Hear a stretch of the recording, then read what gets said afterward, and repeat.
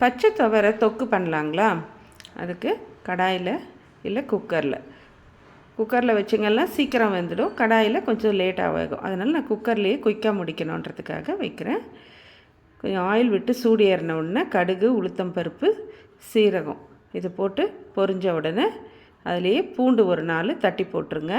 பூண்டு நல்லா மணம் வர்ற வரைக்கும் செவந்த உடனே பொடியாக நறுக்கின வெங்காயமும் கருவேப்பிலையும் சேர்த்துருங்க.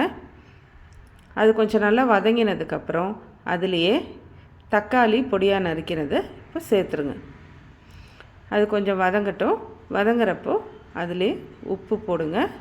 அப்புறம் மஞ்சள் தூள், மிளகாய் தூள் இது ரெண்டுமும் சேர்த்து கொஞ்சம் மீடியம் ஃப்ளேமில் வச்சு கொஞ்சம் மஞ்சள் தூளும் மிளகாய் தூள் வாசனை அடங்குற வரைக்கும் வதக்குங்க.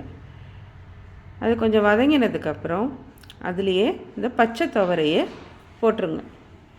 பச்சை துவரெல்லாம் எல்லா சீசன்லேயும் கிடைக்காது. நமக்கு அது சீசனில் மட்டும்தான் அது கிடைக்கிறப்போ அதை நல்லா வாங்கி சேர்த்துக்கோங்க. நல்ல ப்ரோட்டீன் ரிச் இது நல்லா கலந்து விட்டு இது வேகிற அளவுக்கு தண்ணி ஒரு 1/2 டம்ளர் தண்ணி ஊற்றி நல்லா கலந்து குக்கர் போட்டு மூடி ஒரு 2 விசில் விட்டால் போதும். நல்லா சாஃப்டாக வெந்துட்டுருக்கும். ரொம்ப டேஸ்டியாகவும் இருக்கும் சாப்பிட்றதுக்கு. இது சாதத்துக்கு மட்டும் இல்லைங்க, சப்பாத்தி கூடவும் தொட்டுட்டு சாப்பிட்லாம். இப்போ உங்கள் துவரை தொக்கு ரெடி.